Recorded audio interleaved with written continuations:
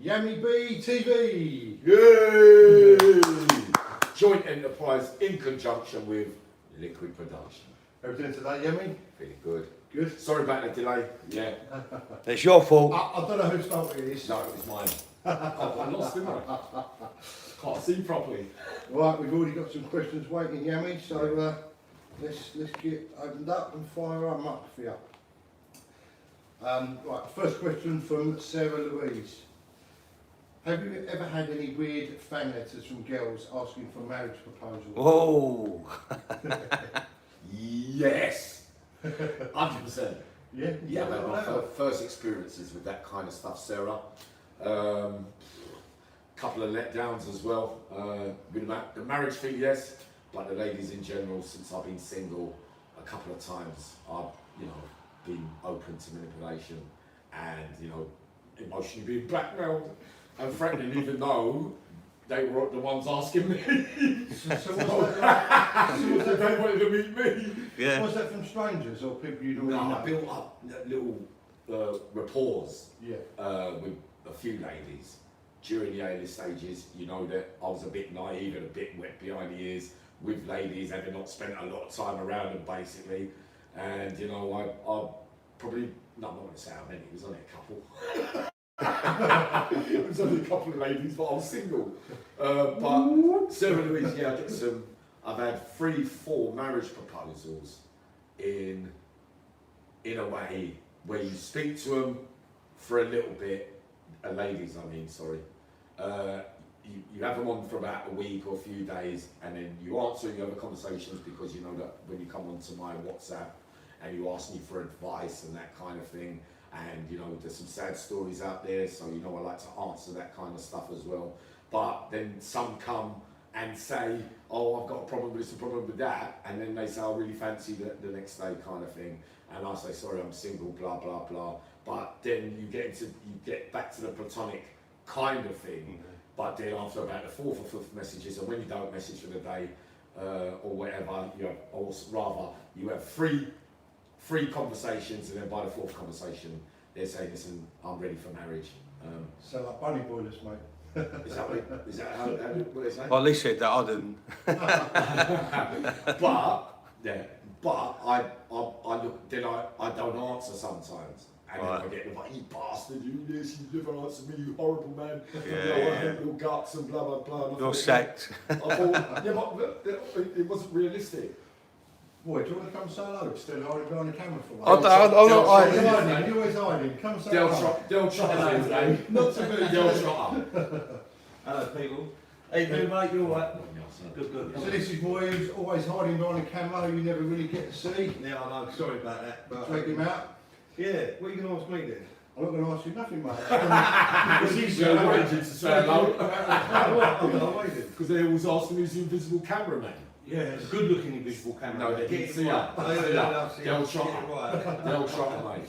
Right, let's move on to the next question. So, another question from Sarah Louise. Have you ever come across another fellow inmate who's made your stomach turn? Yeah, many. In what way? Aura, presence. You can just sense the evilness. We're going to get round to some of those questions: the hardest, the wickedest, the baddest, the nicest, the weakest, if you like. When those questions will be outright. But my stomach turns. When I had the reading and writing badge to teach people how to read and write, Sarah Louise, I had access, but you have to have a prison officer with you at all times, and you're allowed to go onto the sex offenders wing, but you can only stand at the doorway, kind of thing, or Rule 43. Rule 43 is for people that are in for, not the kind of offences that are really accepted, but no offences are accepted anyway, but, in prison way, and, in terms of that here as well, the worstest kind of crimes, they're over there. Plus the weaker ones, the vulnerable ones, debt ones that can't pay debt, they go over there as well. But when I used to walk onto that wing, the smell, the sickening smell, and you just smell that it's different from other wings. Yeah. So whether it's odours, whether they're all doing things to each other, or whatever, it was a very, very, very... That should put you off for life, shouldn't it? Of even doing anything wrong, even snipping a sweet out of a sweet shop. I just wouldn't do it. No, but there's a difference with the thing, and I was thinking, well, why does it smell like that? But yeah, I'll give you three that made my stomach turn, and one of them was Nielsen. In the old days, briefly, just looking at him used to make me sick. You know, I was in a holding cell with him way back in the day, and just sitting in front of him basically, without knowing who he was before. I think Nicholas Vanage, you know, as well, very, very used to make my stomach turn as well, because some of the violence I saw there was undescribable and way over the top and extreme. And a rapist called Victor Willoughby, one of those ones. When I first met him in Wayland way back in the day, he was one of those ones that would come out in the morning, oh, there's a sex offender over there, let's go and do him, and all that. But there was just something funny about him. And I used to think to myself, is he just doing all this? It passed through my mind, you know. But when he got out, you know, sadly, a lot of ladies fell foul to like loads and loads of rapes. And, you know, seeing him again one day, because in some prisons, the sexual offender, the Rule 43s are on their own separate yard, and when you're on the yard, you can look over. And I saw him, and then I remembered wailing, and when I looked at him again, I felt absolutely sick. You know, that kind of stuff. There's not a nice person. So he was actually saying, let's go and beat up the sex offenders. Yeah, he's one himself. No.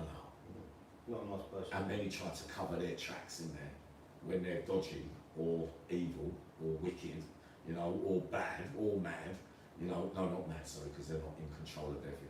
But they camouflage their fears and their secrets getting out by trying to aim it at other people that allegedly do stuff.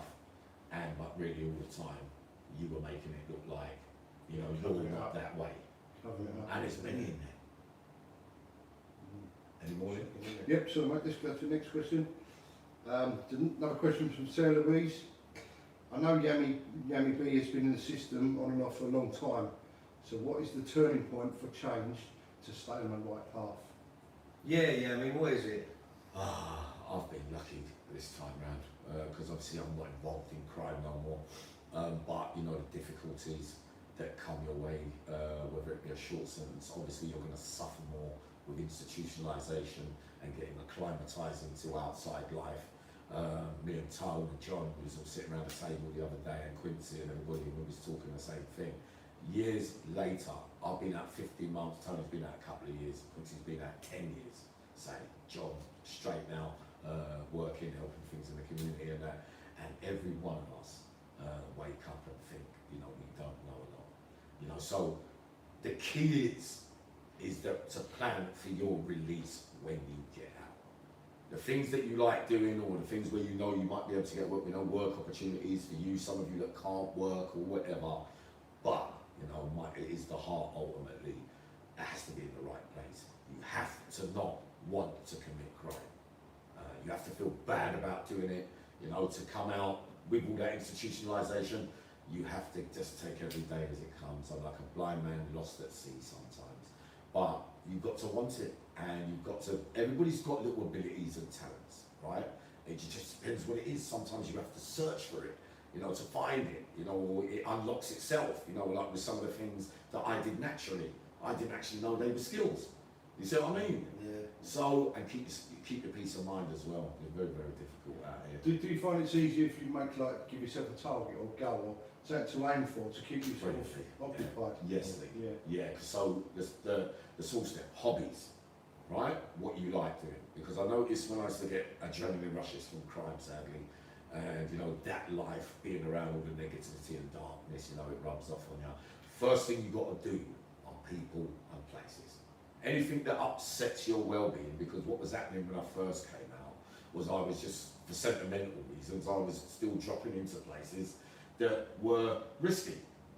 Not on drugs, bit clean time during some of those periods, but then I was having my lapses and eventually relapses because I was pushing it by frequenting places, you know, once too often. and then you get caught, and then we know I went on a terrible run. You know that, you know, you don't even know what you're saying really when you're out in that. You don't even know what you're thinking. It's not the same thing. You know, you can't do the best you can with the work that you've got. You know, there's so many factors to it. You've got to keep yourself safe and in your own lane. Very true. Right, now a question. This one's from Primrose Black. It's funny, this question, because we were speaking about this on the way here. Your conviction for robbery with an imitation firearm, is it true that imitation firearm was actually a cucumber? We spoke about this on the way here. Yeah, but we didn't buy the cucumber. We could have done. And the I'm banana. get one. And the banana. Oi, but Lee, yeah, no. If you've got a weapon wrapped up in a bit of plastic bag and you go in there, it don't matter what's in there, because you're saying you've got a gun, basically. Whether they think it is, well, they're going to think it is because you want them to believe it is. So when you get arrested, that comes under possession of an imitation firearm. I used a real gun as well. So on a couple of those crazed lunatic robberies, away from the early stuff of the burglaries, you know, where I was jumping over any counter late at night, basically, a couple of times I sadly, I had a gun, and I was standing on counters, you know, pointing at everyone. Is it true that when you had the cucumber, you done with the cucumber in the bag, when you left, or in quite a hurry obviously, the cucumber fell out the bag? No, that was, I went in on one, oh God, it was mad. So it wasn't so much because there was a person that got convicted for robberies, and they called him the Cucumber Kid, right? So I didn't you. That could have been you. No, he was before me, and the banana, and an aerosol can. An aerosol can, I know it's ridiculous. It's like for all of us, isn't it? It's gone to the robbery. Yeah. But in reality, Roy, in the car, when you ain't got the gun, right, or it's stacked somewhere else and that, you know, you look around the car, it's late at night, basically, and you think, what can I wrap up in the bag to make it look like a gun? One time, I think someone had some groceries that were going to bring back to mum's, or somebody's later on, and that kind of stuff. There was bananas and that kind of stuff. So I wrapped up the plastic bag. I run into one, I think it was the Hilton Hotel, late at night, or Well, we're kidding, the not door much, shut that's up. wicked, that's But, awesome, mate. but the answer to your question is that I tried to do a desperate one coming over like it was half a shotgun. So when I came over the counter, the bag came unstuck. So the cucumber fell on the floor. So it's a right monkey turnout, to be honest. Yeah. Right, but I was still pulling at the tills and doing a scatty one, and basically, yeah. Priceless, mate. Yeah, but the question, Primrose, is that you do anything that you suggest is a weapon, and it causes fright because it's not what you think you've got in the bag. The person on the receiving end, who's the fearful one, the victim, is thinking what they're thinking. So you can pretend all you like, possession of an imitation firearm. When you get convicted of a real gun, it would have had to have been fired, or they have to have possession of that real gun. So they can't give you, if they can't say a real firearm, if they haven't got it as evidence, and it wasn't seen. So everything would be imitation. Yeah. But Isn't that the same with drugs? Say like you went to a nightclub with a bag full of ice and sugar in wraps and you were selling it to people as drugs, then you still get convicted for drugs even though it's sugar. That would happen because you're not drugs. You're still, I thought You're not dealing drugs, you'll get away with pretending it. it is, aren't you? Yeah, well. yeah, you get knowingly concerned, or I don't know whether them laws still apply today, but you know, even selling someone something that wasn't gear.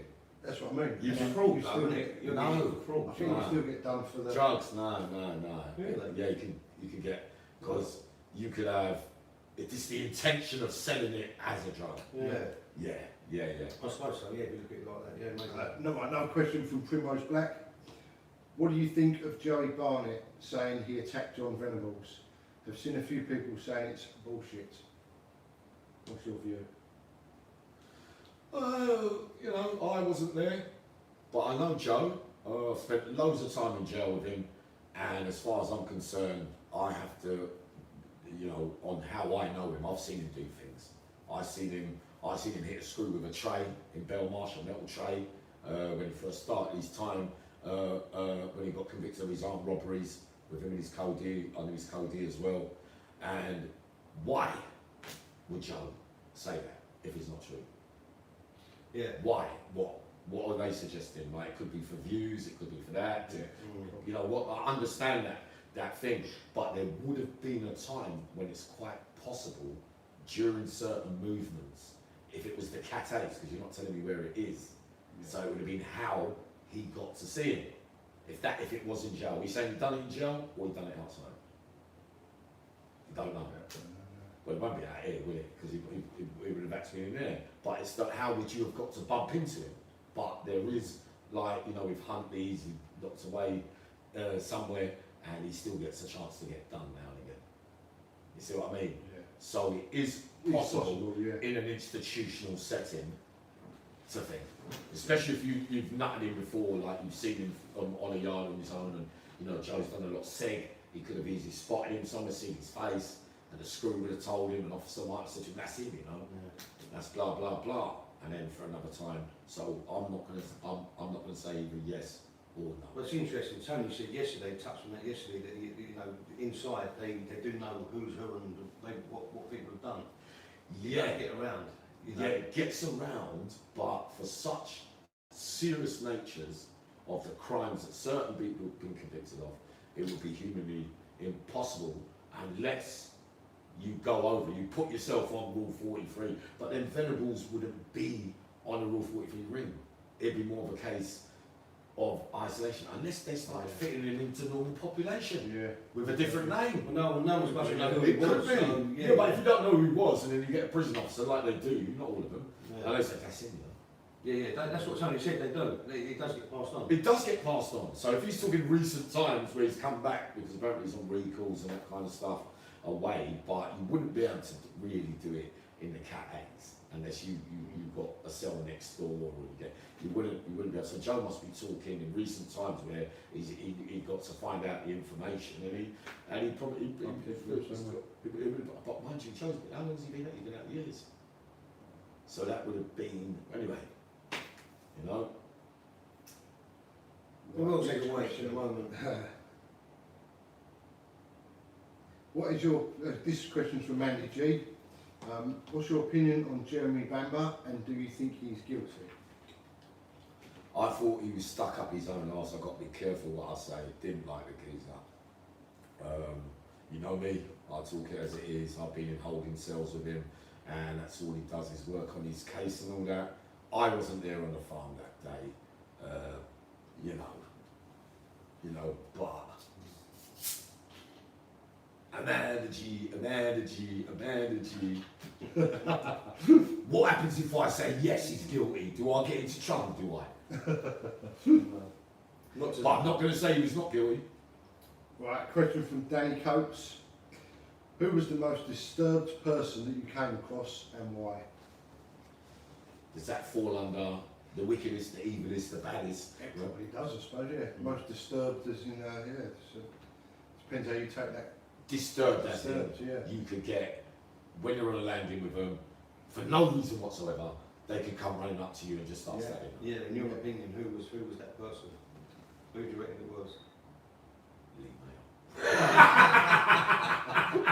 Poor Lee.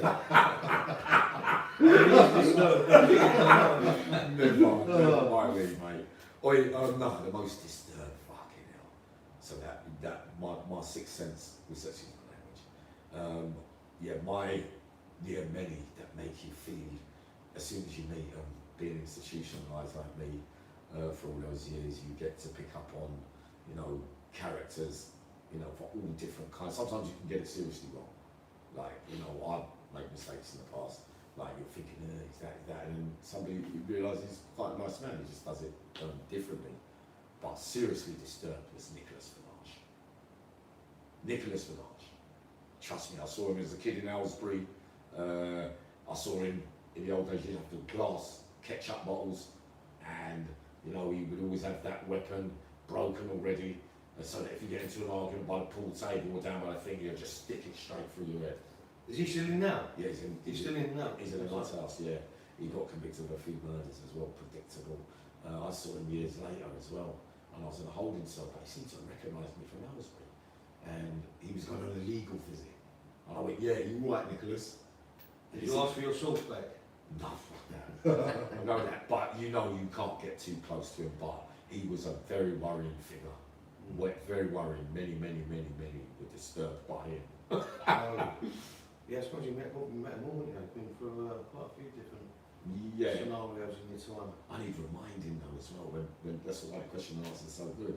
Because you asked me the questions, then I remember I was in so much, so many evil men, so many bad men, so many madmen, so many nice men. Yeah, You know what I mean? You know, there's even weaker villains like you, Roy. I love you too. Our next question from Danny Coates again. Out of all the faces, name one from each decade, the 80s and 90s, who you would rate to be at the top of their criminal game? Me again, isn't it? Who do you reckon? Right. Who's the man?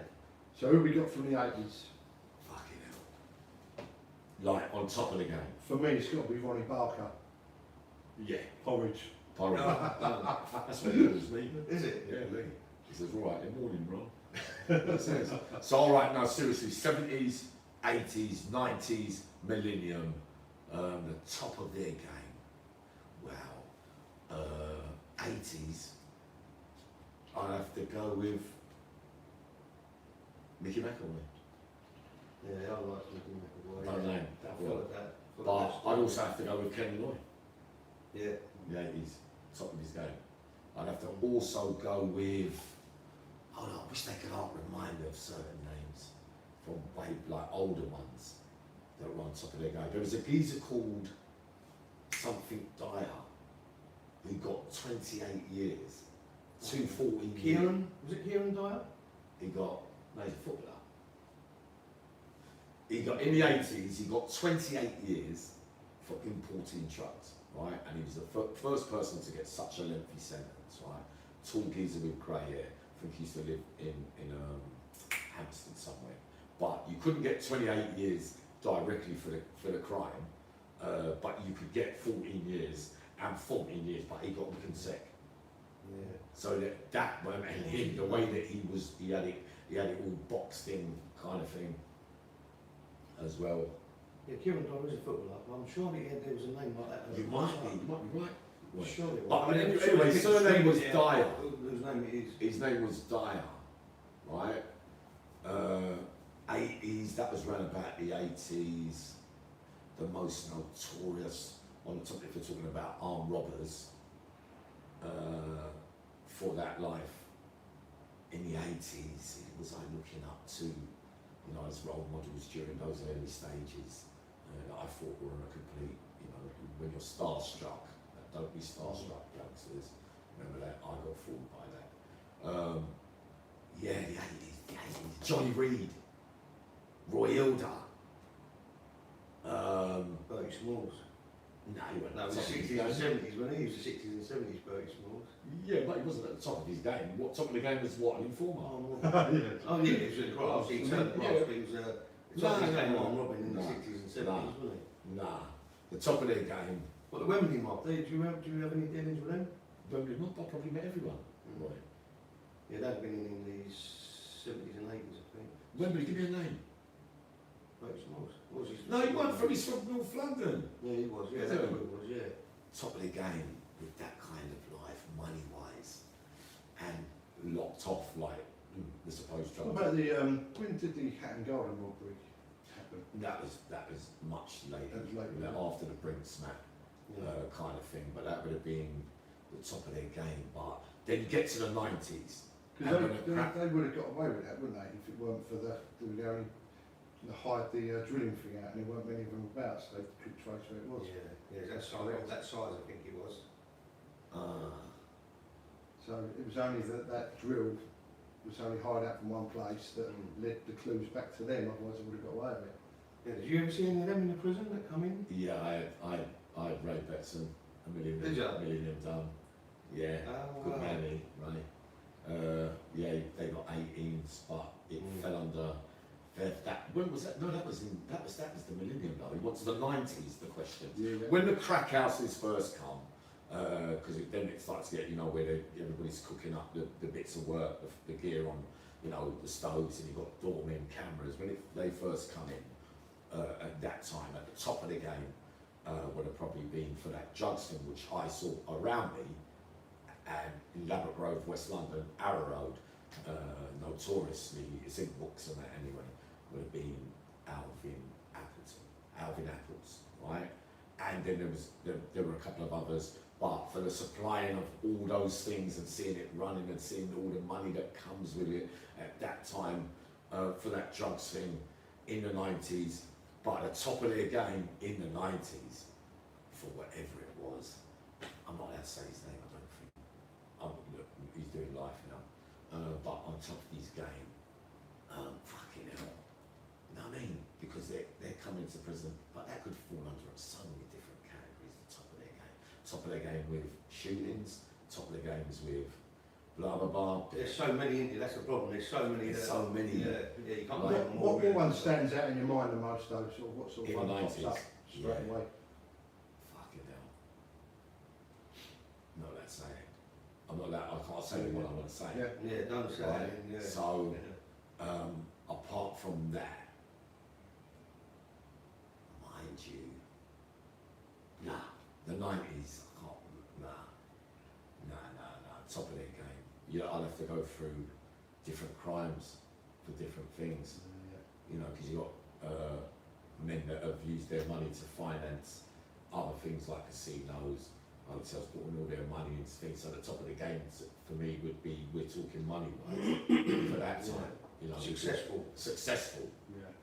But then who I would have. You can't. I can't. You can't bubble them up. No, I can't. Let's go on to another question, mate.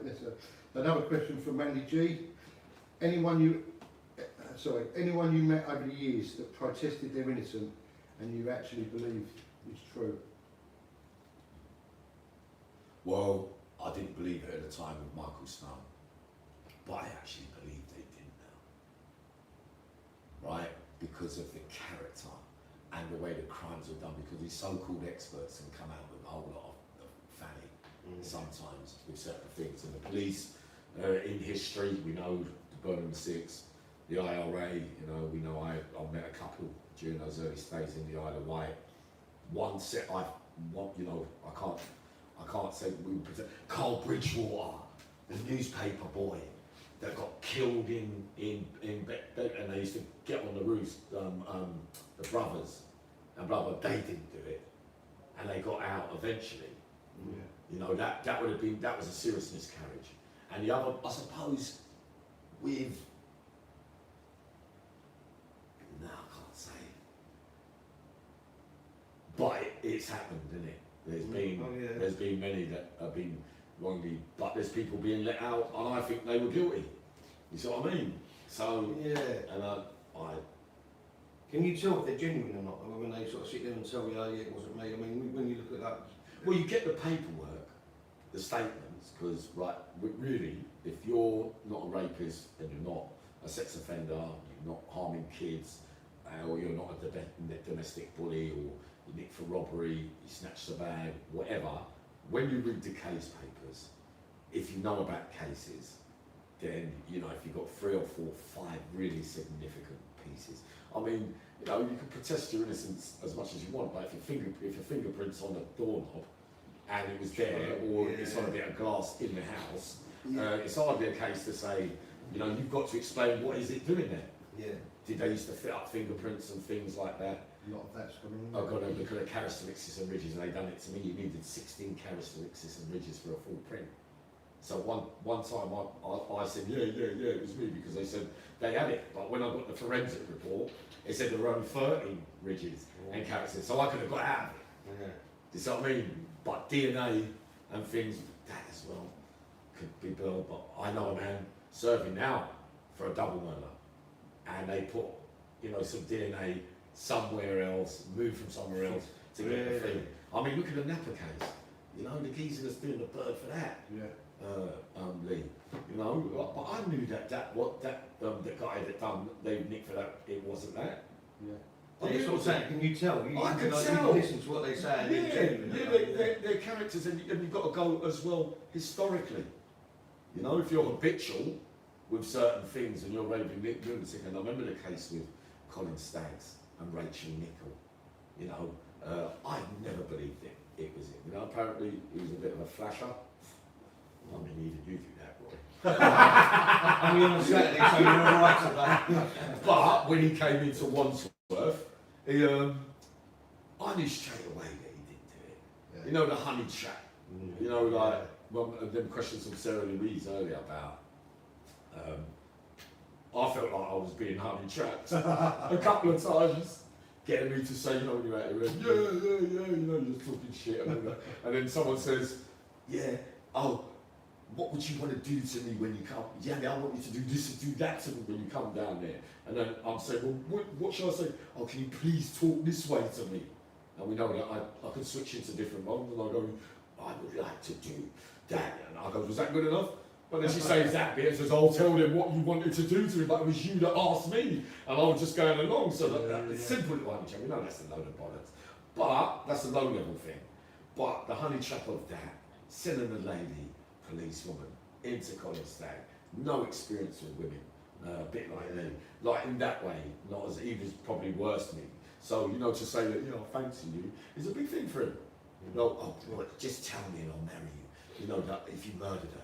And then he says what he says, and then they're saying, well look, he said this and he said that, and he's in there in Wandsworth, but he don't want to go on the Rule 43. But you know, that's such a sad case as well. The boy was there as well, a bit like the Megan Russell and the Josie Russell thing as well. You think, you know, the child's got to survive and witness that kind of thing, like with Michael Stone when he got. I looked at the emotion of the case rather than the evidence. You see what I mean? But on character, it bothered me a little bit, but I jumped on the bandwagon with others as well. We done it, man, we done it. You know what I mean? And there's a lot like that. But Colin Stagg, yeah, he was in Wandsworth, he had to go on the numbers 43, and then obviously it was a honey trap to basically try and gain evidence because they were convinced. But, you know, we know who that was now that did that. Yeah. You know what I mean? And we're talking really the same man. Or the other fucking monster. What do I want to say? I've got to say it. We'll come to that later. Well, so we're just going to move over to the YouTube channels now for the live questions. The questions we've had so far was from Sarah Louise and Amanda Green's Facebook group. If you like true crime, go to their page, check them out. Yeah. They've got some great content. Yeah. It's called British Gangland Crime Documentaries. Check it out on Facebook, it's highly recommended. And she knows her stuff as well. Yeah, we're all on it. Yeah, we're all on it. Check it out. Right, so we're over to the live page now. Here we go. Who's awake? Alan Thompson, question from Alan Thompson. Were you ever in Wakefield and did you ever see Robert Mosley? No. You know what? Someone asked me, Alan, was it you that asked me to describe the cages of Wakefield? No. Cages? No, like what do they look like, and you know the insides. Because the cages, like when you go on the yard in high security, your exercise yard is more like a cage. Right. Like, and some people can't go on exercise down those places.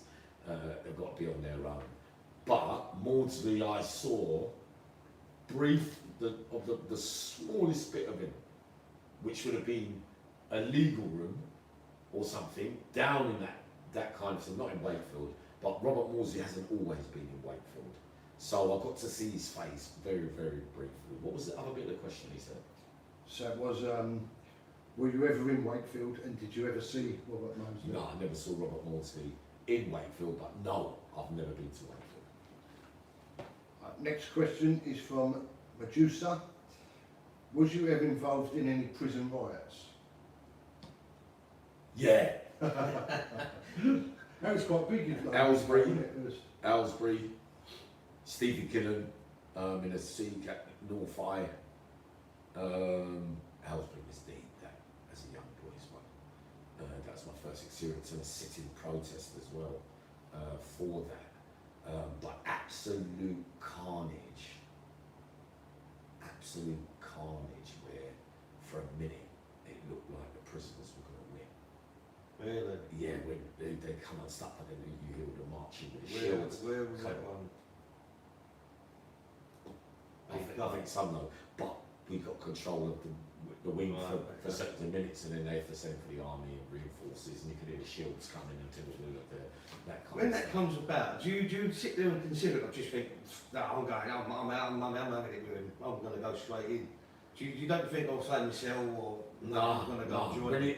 it kicks off, like, alright, once I was in Belmarsh, once I was in Whitemore, and once I was somewhere else, and officers jumped on me. Now, it's not my fault that everybody else wanted to join in, right? One of them was on the visits in Belmarsh, and I just pulled a funny move on the visits, and as I was getting to the door, because basically I was concealing a parcel that someone brought up, right? So I got it, and they saw me get it, and I put it where the sun don't shine, and they didn't get it. So I was laughing, and I was on closed visits from that, but I knew they were on me, and I didn't want to leave the parcel there. But as I got to the door, it come this way, you know what I mean? But I'm laughing and smirking with them, but they swept my legs from underneath me.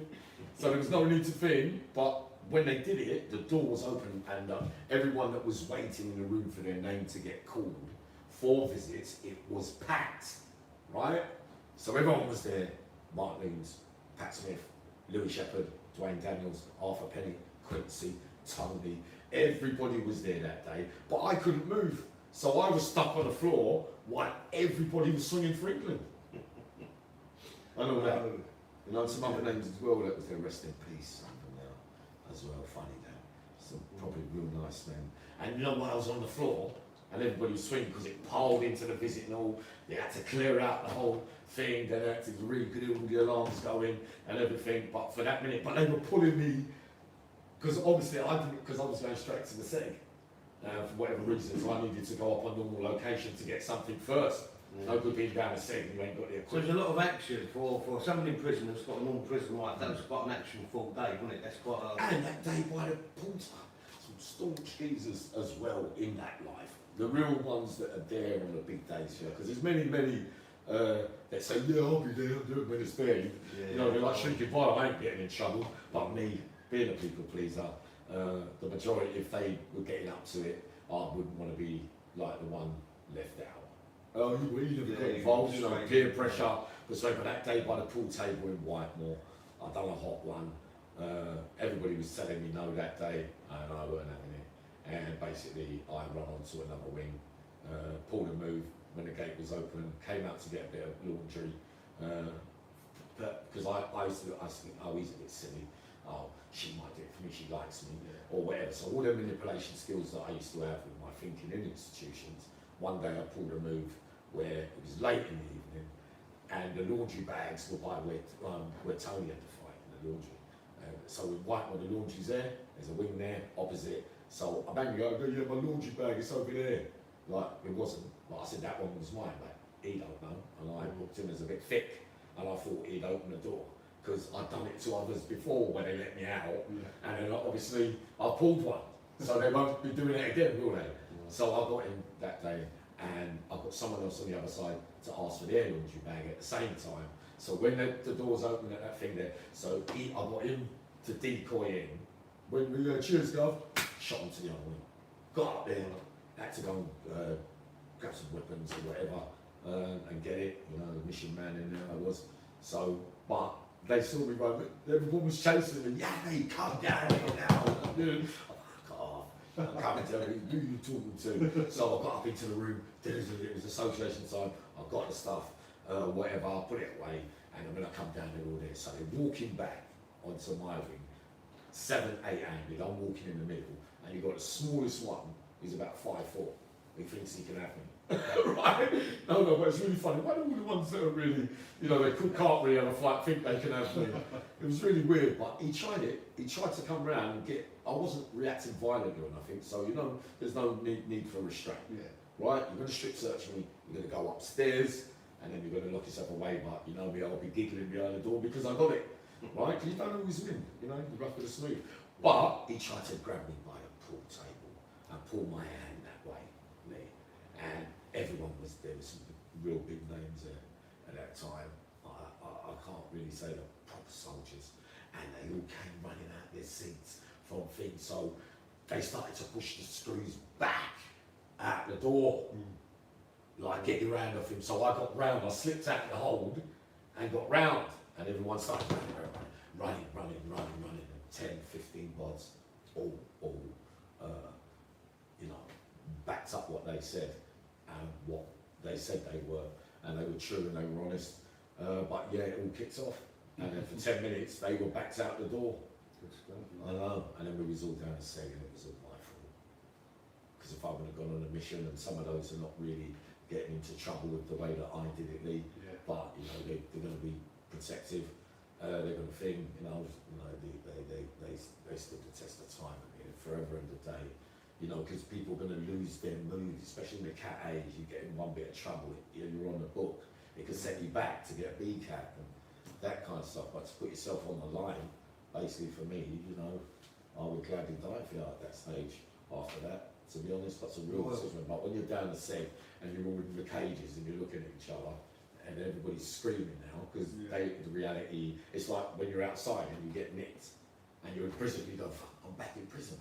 But when you go down the block, it's like when you're on normal location, once you're down and in the realisation, oh, down the set, then you realise, what about this? I've got to do that course, I've got to do. And when I was looking at them all through the cages, you know, I was looking and thinking, yeah, I mean, look what you caused. Yeah. You see what I mean? Because their behaviour wasn't really like mine, but, you know, they could all have a row and they were, you know. I wasn't going to answer the silly questions, but this one's tickled me, so you're going to get it. Tickle. Mr. XX, have you ever dangled your nuts over the landing? Right. No, Be honest. No, I've been sitting there giggling to myself for fast 5 minutes. Nah, not me. I'll tell you who it was though. Go on. Johnny Kendall. Johnny Kendall used to come out with his nightgown, with his glasses on, the one that took the helicopter out of the Gartree. Was it Gartree? It was Gartree, where the helicopter, the most famous escape with, what's that other fella's name? He come in with the helicopter, Sid Draper and Johnny Kendall. So the helicopter landed on the yard.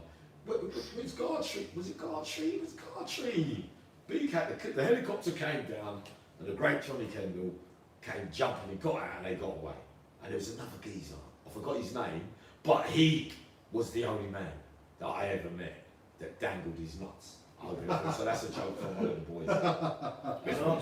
You've answered it, it was funny. It tickled me, yeah, I was sitting like that for 5 minutes. No, mine's not, you know, I don't, there was many men that could probably, that kind of humour goes on in prison, like when you got, you know what I mean, that kind of, it's not, but I never really found that kind of stuff funny. You get me? You know, it'd be like when you go in the showers, they used to do that one, Lee. You'd be scared, like, you get some men, you know, because, you know, we're not into men, like, sexually. Yeah. The majority, that's another question anyway.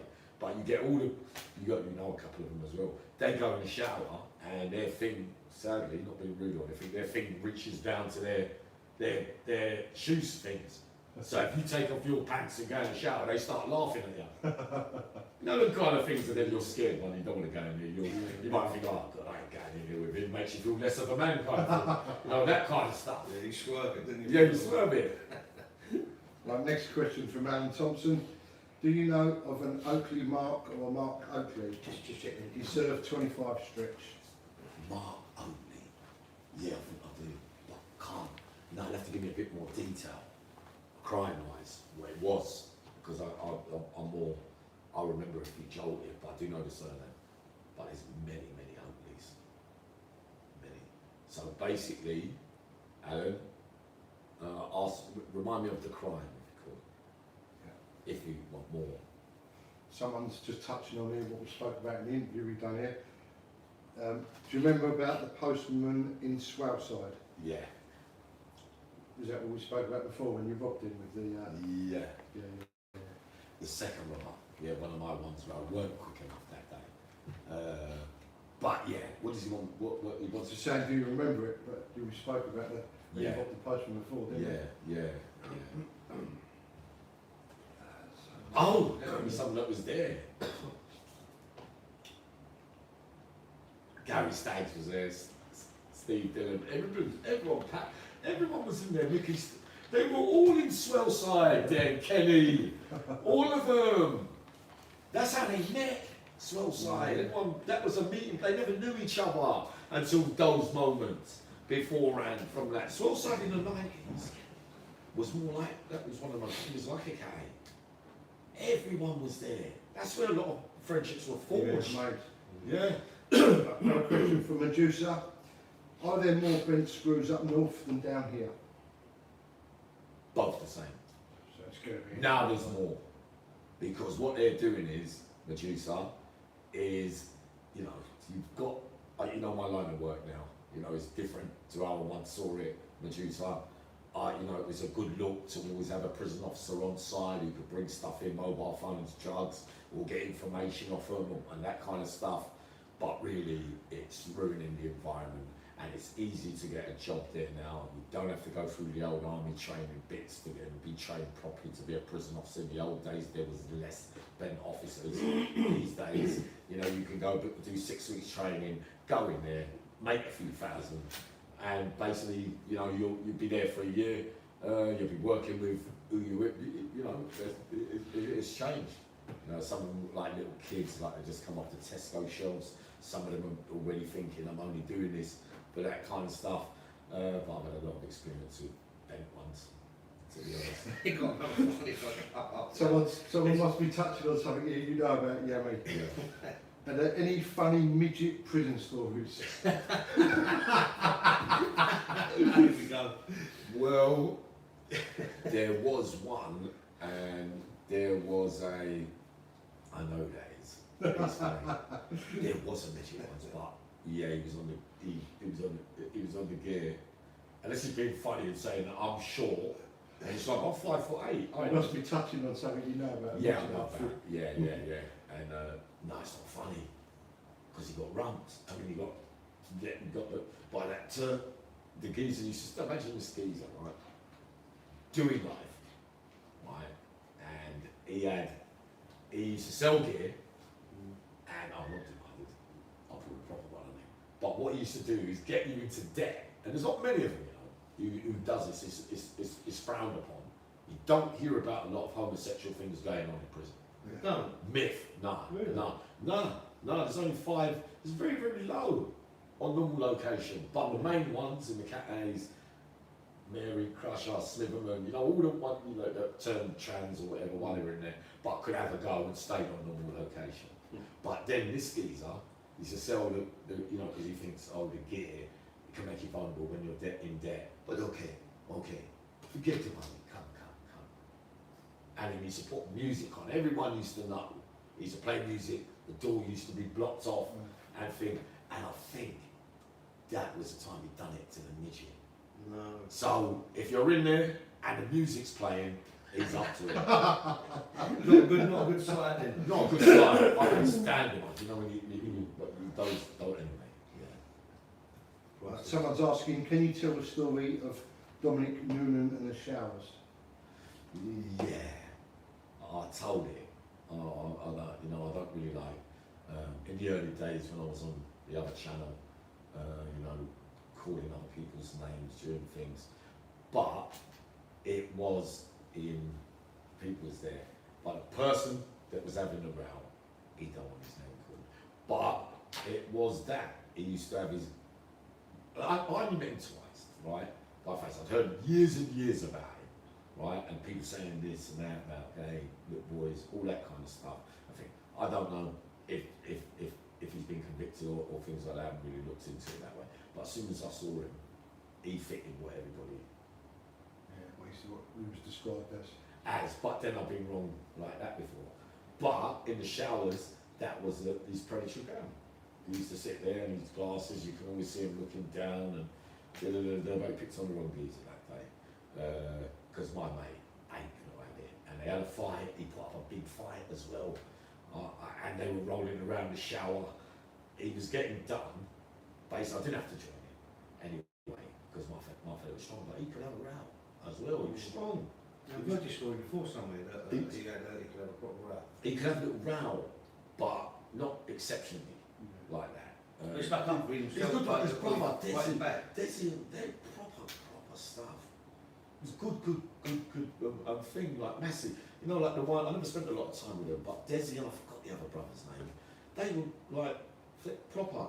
He, as far as I'm concerned, I don't know about the child stuff. I think I've heard documentaries and things, but he was, you know, for wherever it means, I don't care what gender you are.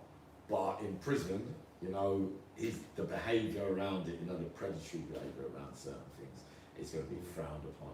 And he run out the shower as well. He was getting done, we got out the thing.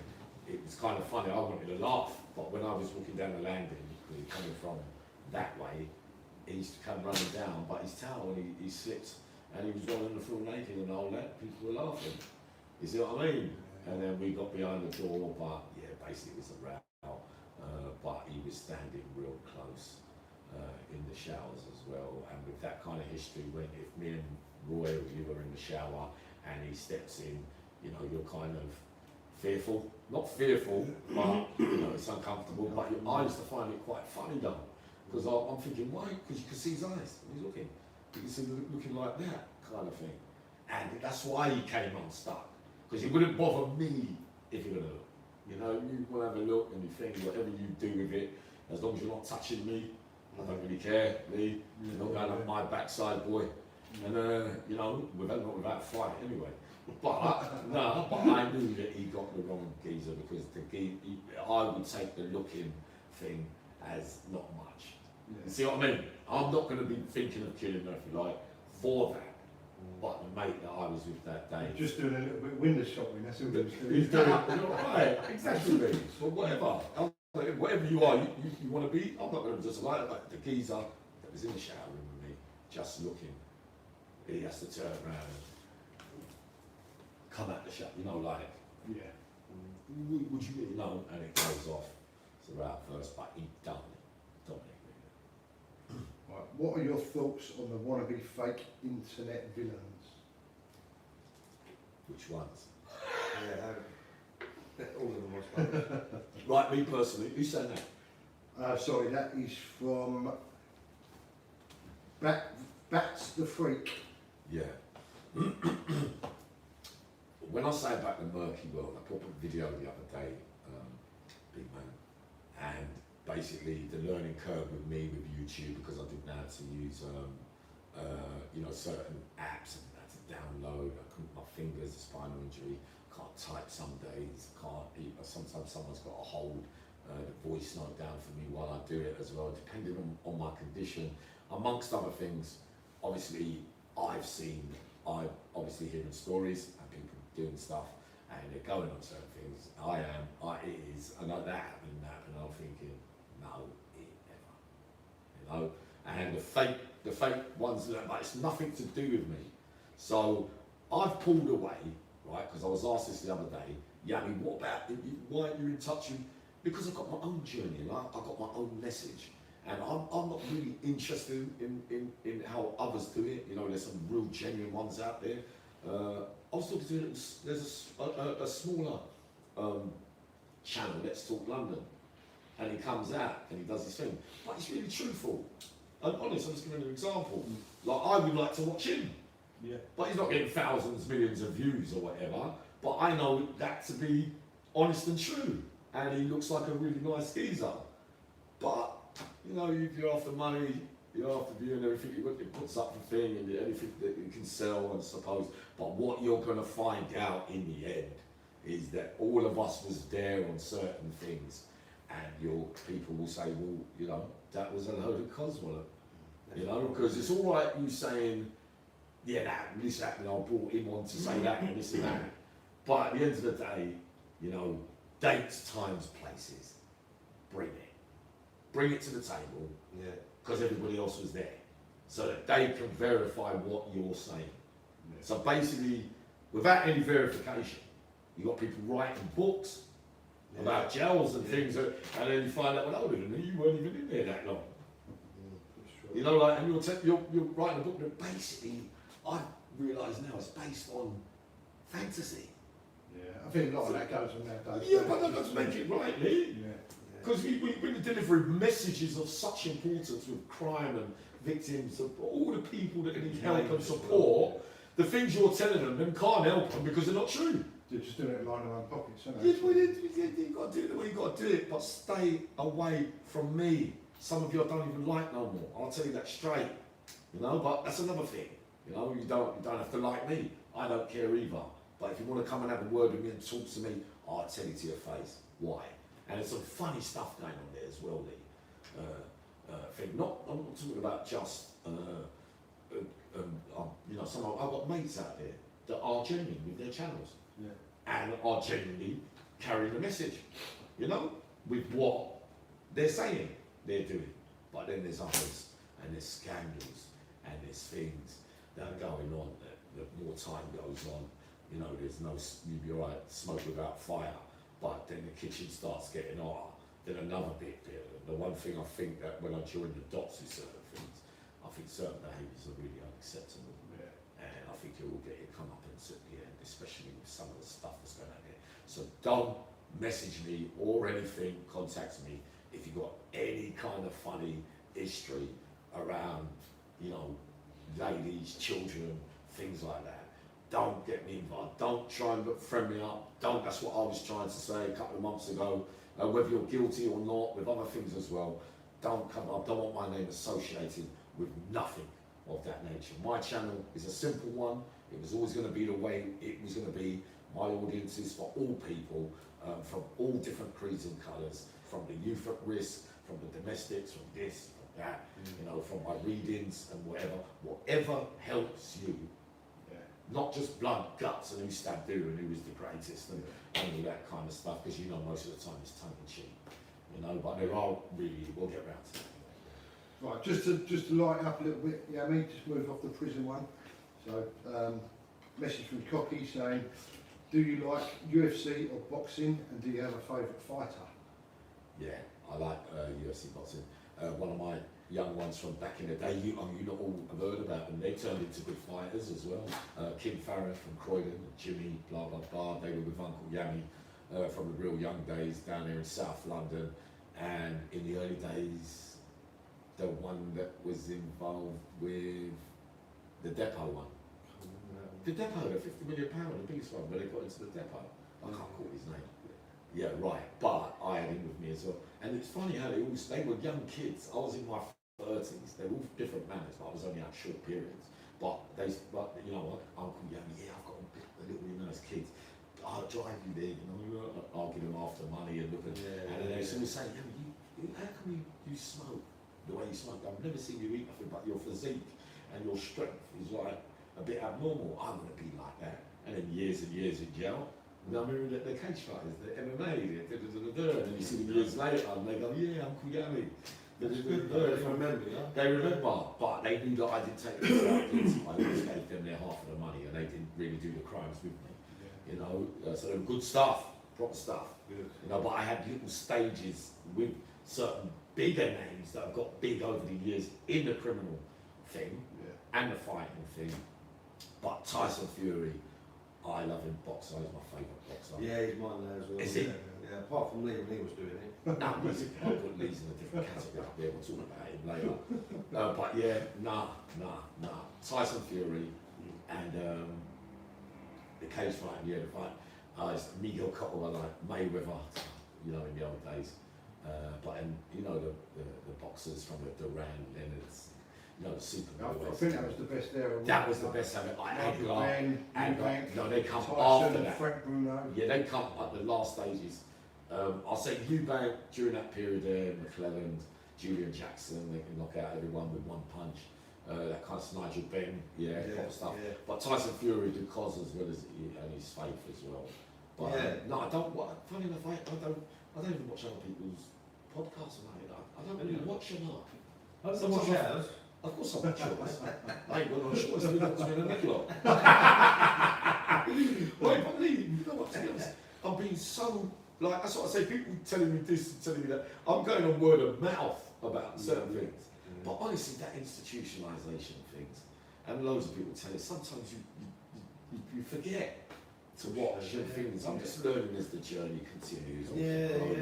And that kind of stuff, Lee. And I'm not in no rush now for anything. The studying of reading and looking at other people's material and watching films even. I haven't really, 15 months, Lee. So I've been up, so up and down, since I've been out. And now we're reaching the best stage so far.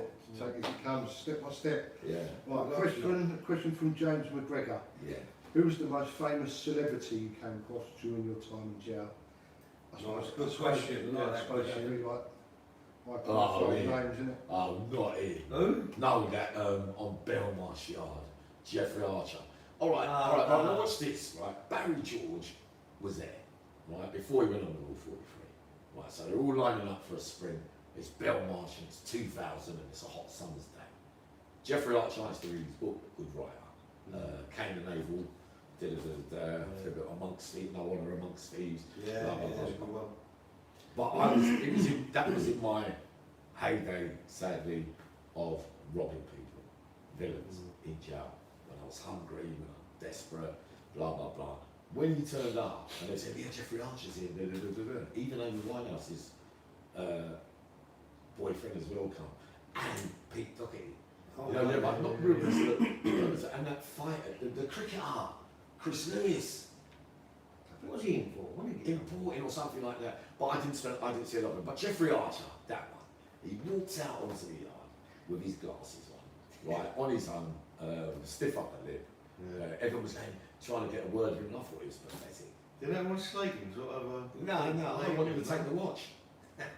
I was telling them, they was going, no, yeah, you can't do that. But he was he's all right, man, but he didn't, he just, but as a celebrity in that way. Yeah. So was there any more that I bumped into? Someone needs to remind me.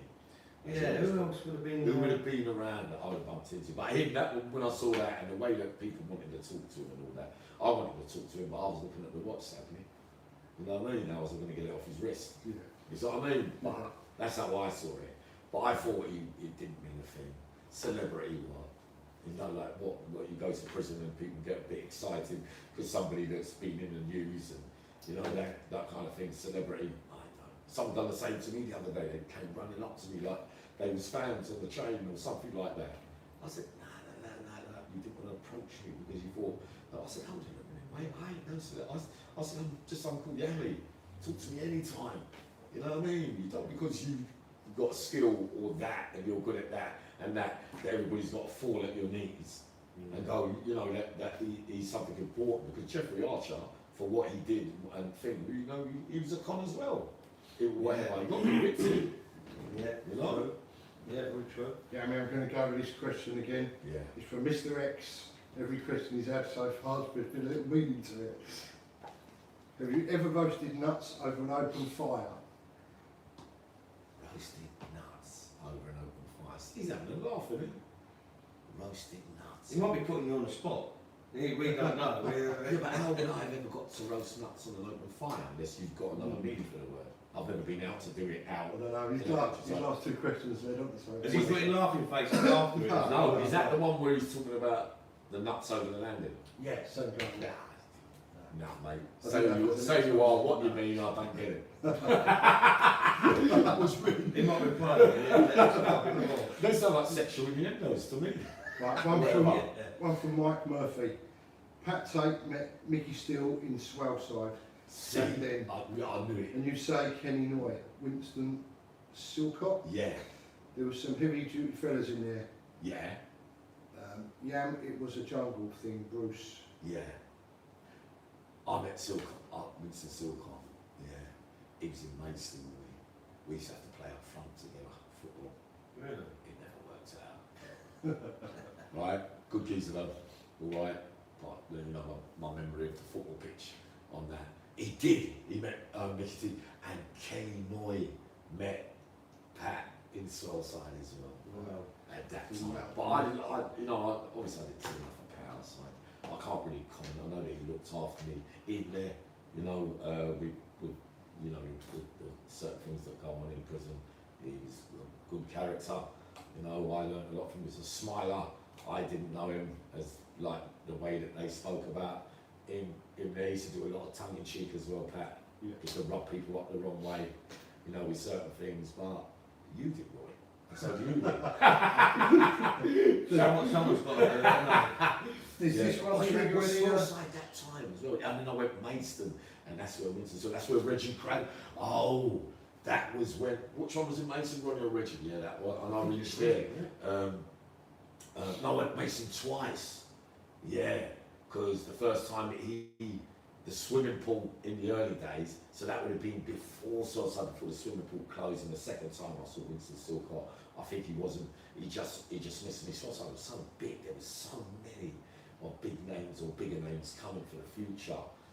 Before, you know, the CATEGORY, and then eventually a lot got lifed off, and then you know them from there, and you know them from there. They're not the same as before. You know what I mean? But it was like nut house. Southside. Sounds like it. It was. It must be funny. And Blunderstone, Bond Street.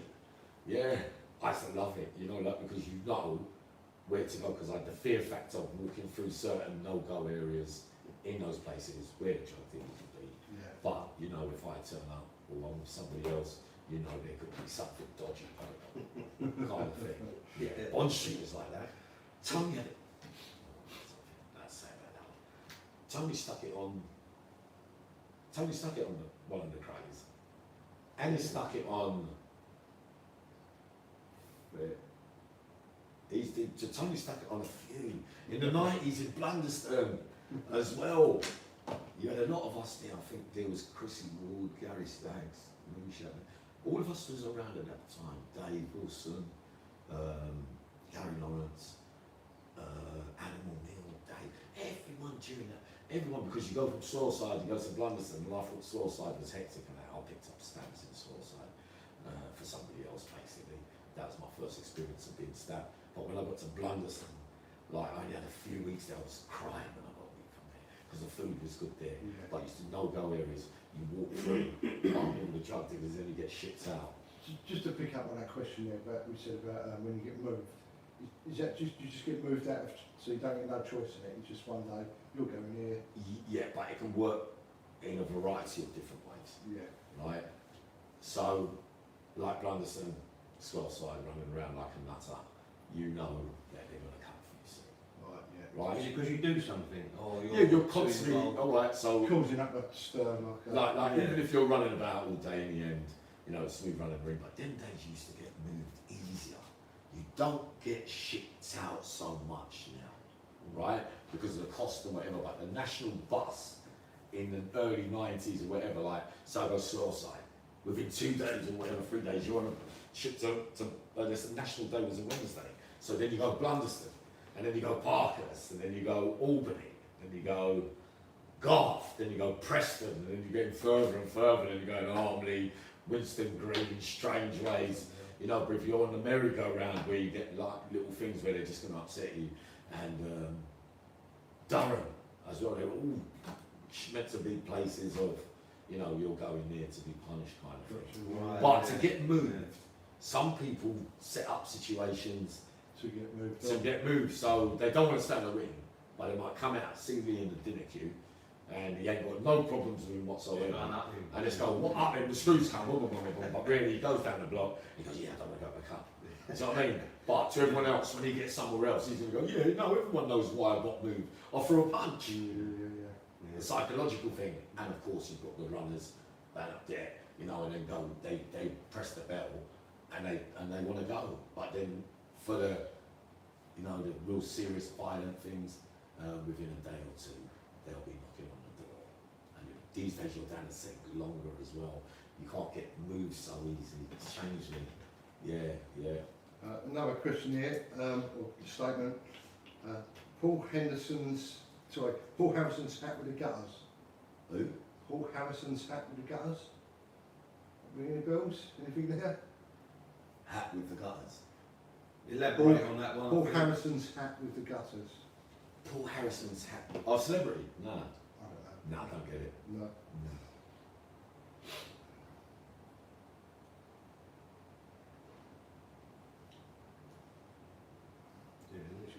One from Cocky again. What do you think of Danny Simpson, Sam Walker, Darren G?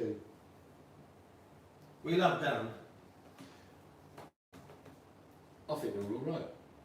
but I don't know well enough. You know, I kind of, with Darren, I kind of got a little bit more of a soft spot. Like Sam Walker, he does this, but Danny Simpson, I think I was in Penarol with him way back to the old days when he was a youngster.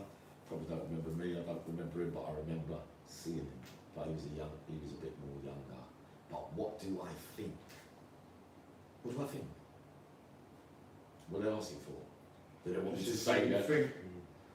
I mean, I don't know the others, but yeah, A lot of people Darren, want Jim, to But right, all right. Everyone. Darren and Sam, I've seen little videos. yeah, I think they've got And some things beef like that. going on, haven't they? Yeah, but that's their stuff. Yeah.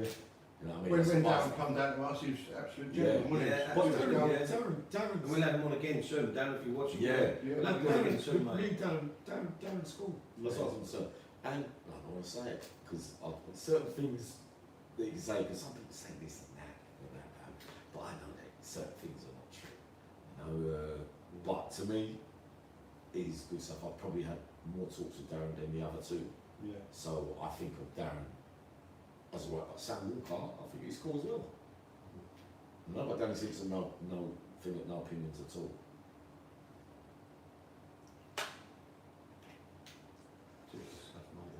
Right, one from Alan Thompson again. Do you think Bronson will win his parole? If not, do you think he will smash up and take the roof off if he gets the chance? Does he want to come out? Some people don't want to come out, do they? Well, I might have said in recent times when I was on the other channel, someone passed me some information, someone that goes to visit him passed me some information one morning. You see, because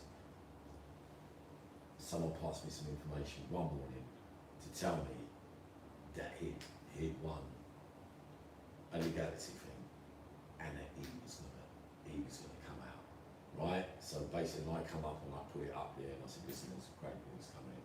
Charlie could be coming out. Charlie wants to come out now. There's been things happening to him that some of you don't even know about. He ain't even been fighting back with the screws or nothing. He really wants to get out, and they're just waiting for him to do something mad again and blah blah blah. But no, he won't be taken off no roofs. And to be perfectly honest, it's not an environment. He's down in a hole separate to everyone else. So he's not on normal location, and he hasn't been for centuries. Yeah. You know what I mean? True. Just it sounds a bit low. Might just have to speak up for a bit. Yeah. Sound not the on Yammy's one. Yeah, it's on Yammy's one. The sound sounds like. If you lean forward a little bit, Yammy, gives Too- you a little too far. far. Not too far. We'll check that you're still on camera, mate. Yeah. Just speak up a little bit. Right, another question from Alan Thompson. What do you think about Abdul al-Maghari, the Lockerbie bomber? Yeah, Alan couldn't stand him.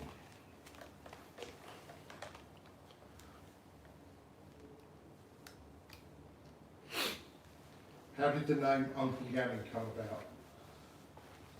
Right, so yeah, it was Jammy as a kid. Move over a little bit. It Just was come up. That's it. Just come over a little bit. Yummy, yes, it. Just a little bit. That's better. It was Jammy when I was little, 80s. It became Yammy in the 90s, round about the Camp Hill time, just after the Queen's Pardon. Then it was Jammy Yammy. And then in recent times, when I went on my last sentence, which was an 8-year sentence after the 13, I was 12 out of 13, was out a few weeks, then got an 8, done 4 out of that, but that's how because it was a different era, because I've been with all eras, like from the train robbers in the early bits to Frank Fraser, all the ones from that era, the old villains, and then I've got to the youngster stage where I'm now in a city cat in High Point. Yeah. And sadly I did a couple of bad things there as well for the kids, which is not worth the right thing to do. But they were paying, they heard all the stories from the Cat A's and B's, blah blah blah, and Yammy, and the youngsters basically started calling me Uncle Yammy. So that's what it came, the latter part, the last stages. Yeah. I was going to ask that question, but well Yeah, done. no, it was basically one of them ones, and it, Mozart, Abbott Road, Brixton, East London, Uncle Yammy, because sadly I'm getting older, I don't mind the Uncle Yammy thing. Yeah. Because with the messages now that I'm coming with, I'm feeling it. Auntie Yammy on a Saturday night. Oh, it's Saturday night. Yeah, but it's better being an uncle than a granddad or I prefer being uncle's better. Uncle, because it sounds more responsible. Yeah. You know, it gives me that added sense that I have to be reminded that I'm not a little kid anymore. So, you know, that helps me with some of the messages that I'm. Yeah, of course. Because you've got to be a reliable uncle. Right, next one from Jay Rude Boy Jedi. Yammy, just thought I'd say how amazing you are and listen to you on all your good stories. I hope you have a good one. Before I put it in for you. Jay, I wonder if that's Jay from Manchester. Is he from Manchester? I don't know. But Jedi, wow. Yeah, big yourself up, Jay. Thank you very much, boy. Right, one from James McGregor. Did anyone ever stab you and rob in jail? And rob you in jail? No. When I got stabbed. Yeah. I got them once the whole yard rushed me. But it weren't for me. So that day in Swellside, in the 90s, James, someone's come for me. It was phone cards, big batch. You know, you could sell the phone cards to come buy stuff and all that. And I've basically gone with one of my pals at that time, who was a hardcore robber. I used to knock out everyone as well during that life. But we got on the yard in the morning. We got a geezer. Thinks he's Charlie Big Spuds because he's got the power and jugs and all that, and he's making money and everything from it, and he wants currency because you can get the phone cards to go make money and sell them for cash to other people that need the phone cards, but you can't think. But I went with a bunch of dummy, not real phone cards, but they weren't, they were dead, but wrapped them all up in the plastic. One of Yammy's moves. So in the morning when we went to go and get some gear or whatever we were doing, I passed it. I said, yeah, there's 100 there. So then he came up with the max and all that. My other mate that was there gripped his hand, took the parcel. So when I went upstairs, we're all sitting there, everyone's in the room, everyone at that time was in Swellside again, and so I got called down to where the Labour board is. Someone's standing with the Labour board here. It's opposite D wing's opposite C, the induction wing at that time, I think was at the bottom. Down there on D wing. So when me and this geezer walked to the front to the Labour board, but I didn't have a job. But then the geezer that got robbed ran from, because you have exercise in the morning with C wing, first thing before Labour. So after getting robbed, you know, he's got the money to pay out everyone to come and do They all came running past the Labour board. For you? At the gate for him. And me. And you as well. But they got him first. Because remember, I was more into the fist thing in the early days. But I always had a weapon. Listen, there's another little request for you to sort of raise your voice a little bit more because they're struggling to pick it up on your phone. If anyone's struggling, you can go onto the Liquid Bullet Productionz YouTube live and you'll probably a lot better sound quality on that one. See what I mean? But yeah, just if you just speak up a little bit, yeah, you take that plug out and I'll put my earphones. You got low battery on that as well. I know. I said. That's why the questions ain't coming in there. Same word. Can you not go closer to it, or just to pick up the sound out? No. You can, but what do you think makes it easier? Well, if it's gonna run out, we ain't gonna be able to use it, are we? Have to charge it, isn't it? Yeah, plug the chargers in. Ask the viewers if they think, because through the headphones it goes that way. This is what happens with technology. Look, I can't even untie the wires with my hands. Think about that. Just finish off with another couple of questions because we're just coming up to the hour. No, I think we're over the hour. Yeah, I think we're well over the hour. 79 minutes, 78 minutes. Yeah, so I'll try and do another couple and then we'll do another one another time. Yeah. Sit back down, Yammy, and let's have a little finish off, mate. Right, there's a question from Diablo Mohammed. Yeah. Can you elaborate on the Gary Nelson situation?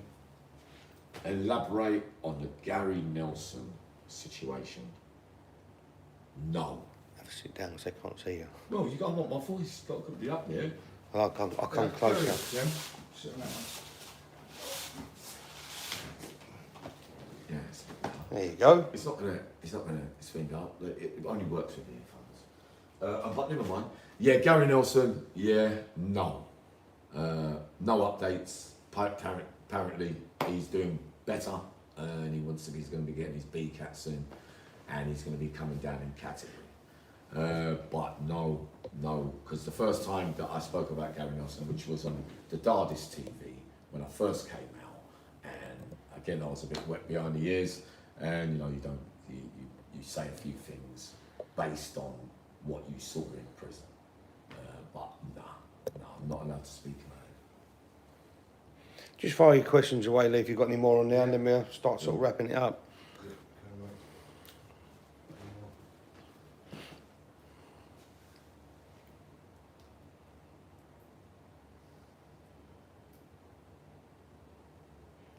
It goes very quiet in here, doesn't it? Doesn't it go quiet?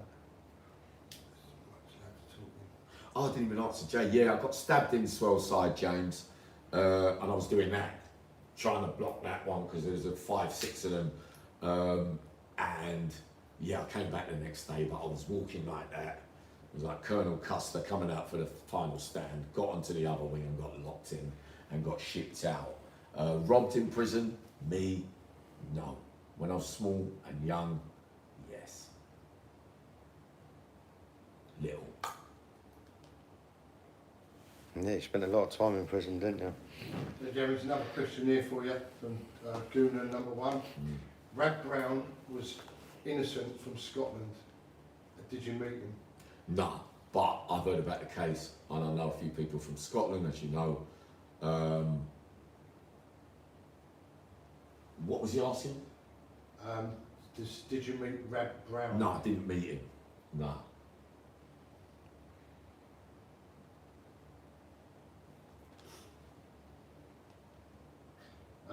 One from Jay Blogs. Do you think your accident is what started putting you on the path to go straight? Oh, good question. Good question, Jay. I think when I was in intensive care for that month, when they obviously, the cervical spinal fracture 3, 4 and 5, not to walk again, not to use my hands as well, Jay, but during that, talking to some of you, the higher power or thing, but I had an awakening of some kind during that moment. And I have to believe it even more now, because everything that he said was going to happen has happened since I've been out. And I lost that thing, Jay, because my crimes, robberies, burglaries, some bits of violence, about the early thing in there, I've lost all, I haven't had one thought of committing any of those crimes that I used to do in the past. So it's during that time, that does fall into place since the injuries in that way. But nah, I don't even think about it. Even when I was down and out a few weeks ago, I still never thought of harming another individual again. I can never ever say, about certain others, if someone approached me and, were going to attack me or something, or, I can't ever say that for definite I wouldn't fight back. Yeah, maybe one of those days I might be able to say that. It'd be like saying if I'm your family to me, J Blogs, and someone attacks you while I'm there, would I be, commit a crime that way? But I can honestly say that I will never commit another crime against an innocent human being on the basis of money, material stuff, or drugs and things like that. For all those things that my convictions are, right? But yes, it's since the injuries where something happened. Something did. It did. Soft-hearted, Jay. I don't really want to be. I want to be me now. I don't want to pretend to be nobody else. I know who I was meant to be, and I'm pretty happy, Jay, with the way it's all going and the hurdles that have come so far. Pick yourself up, Jay, as well. Always nice to get your comments and your views, son. A couple of lighter-hearted questions quickly, Yammy. Have you had a vaccine yet, and what are your thoughts on the COVID?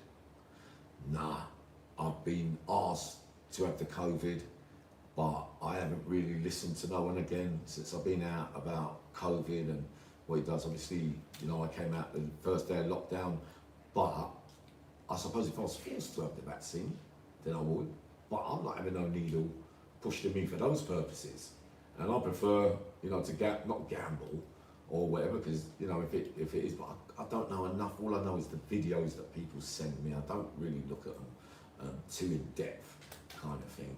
But, you know, I'm a bit backwards all of it, to be honest. I've hardly noticed anything with it as well, with my own eyes. Next question from the same guy from Wakey. What books are you reading? Joyce Meyer, I always read about Food and Mind and getting courage and that kind of stuff. Restored at the Root, right, that's another one. All kind of like trauma-y, you know, real life, psychological stuff, but I haven't been reading in depth since I've come out these 15 months, and I just read, you know, my faith, which is in the mornings, I've realised now as well. And obviously my AA, coming into recovery now, that kind of, because I squawked at it before. This is what happens, you see, you've got to do what works for you, Wakey. So I know by being closer to God in the mornings, I know by accepting, you know, my addiction and things, because there was clean time, and then I stopped my reading, I stopped my faith things, that kind of stuff, but it works for me. And a lot of people get stuff off it, and if it helps them, as well as helps me, and that's how I use it now. I don't underestimate people say, don't do the stuff that works for you. Don't let it go because you think you're well now, that you don't need God no more, or you don't need to really worry about your addiction because you know, you've got it, you're winning, because we find out that we fall. So I stay close to those things now, every morning, because it's part of me and it keeps me focused for the whole day. Yammy, we got the big questions now, before we wind up. You ready for them? Come on. Who was the nicest man in prison you ever met? The nicest The man. nicest. The nicest man, the nicest prisoner that I ever met was Jimmy Huzzy, the great train robber. Because I met him outside briefly as well, on the train as well once. But a lot of the oldie lot, well-mannered, respectable, short and sweet. He was nice, and there was a geezer called Desi Cunningham was a nice man, rest in peace, as well. Could look after himself, and you know, so there's some funny things there. Desi Cunningham, I didn't meet him that, but it's always when you meet them, you know nicest when you talk about. Jimmy Huzzy was the nicest man that I used to drink with his son in Bromley, Danny. Did ya? Danny, yeah, Danny Huzzy, yeah. And we used to have bets, because after the first big one for the train robbery, he come back with Tommy Wisby on some fraud thing or something like that, or some Charlie, I can't remember. But then we used to continue with the gambling and betting on the football, you know, every week, and the coupons, just me and him, come, and so sweet, I'd give you anything. Yeah. And look after her, and give you the right advice. But, you know, he just was his own man. And then I saw him on a train one day, and he was staring at me. I was going from Beckenham to Victoria, where I was going, and we sat on the train, Lee, and I was sitting there. His face didn't look too much older. I recognised him straight away. And I did it, but I couldn't believe it was him. So I went, Jimmy Huzzy, like that, like I went to him. I didn't want to say, he's looking at him going, think I've done that one before. Oh, you! And it ain't him. Yeah. You know what I mean? I kind of actually feel bad. So I went to Jimmy Huzzy, and he goes, yeah. Yammy. I said, remember the thing? Because, you know, he liked him, the older man. And I was on the phone, because I was in Beckenham Hostel, when I got recalled for that carnival thing in the year 2009, where I stayed out, come back, and they recalled me for 3 years for being late back to the hostel. That was the first day out. Second day I was out, so I had to travel from Beckenham to West London. So Jimmy Huzzy was sitting there, and I was on the phone, and someone was saying, look, I ain't gonna have enough to get back down there, I ain't gonna think. And he goes, yeah. And he pulled out his wallet and gave me a couple of quid. He goes, you ain't going to be able to get to there on what you're telling her on the phone, that blah, blah, blah. Right up to his dying day. So that the years beforehand, you know, that kind. Yeah, go on. Well, I'm going to flip the coin now. On the other side, who was the nastiest man you ever met? The nastiest man that I ever met was Levi Bellfield. I hated him. evil at his worst. Napper as well, briefly, just a sick individual. Nasty can fall under so many categories, but I give him that mantle, to be honest. And you know, by way of crime, by way of not that I'm judge and jury. I was you know, a baddie as well, but just his presence alone, and to have those little hangers on as well around that might want to laugh at a couple of these jokes used to sicken me as well.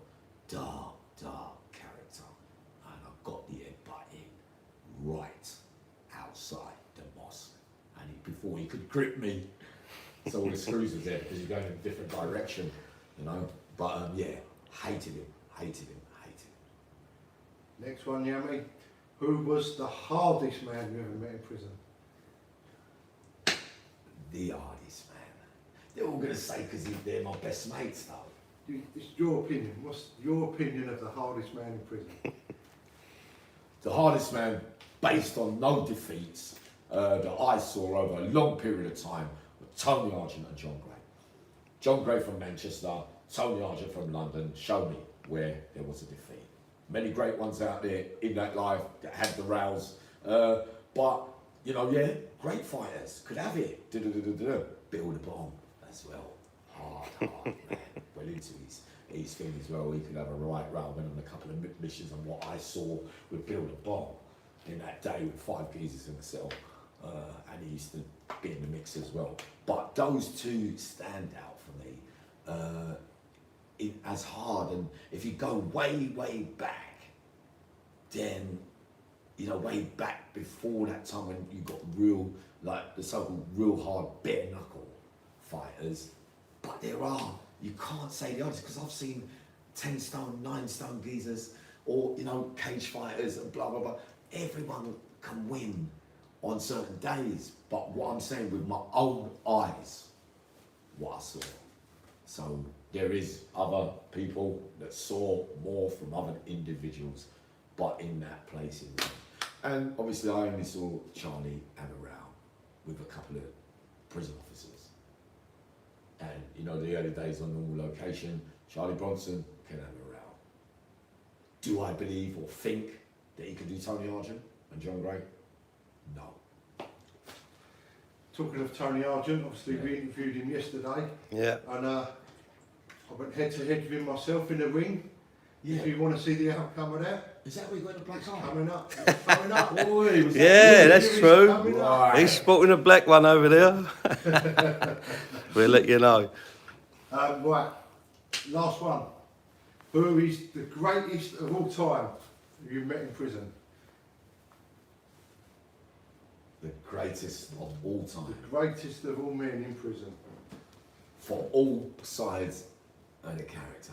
Because there's evil, there's bad, there's nice, there's the weaker ones, which is never really fun.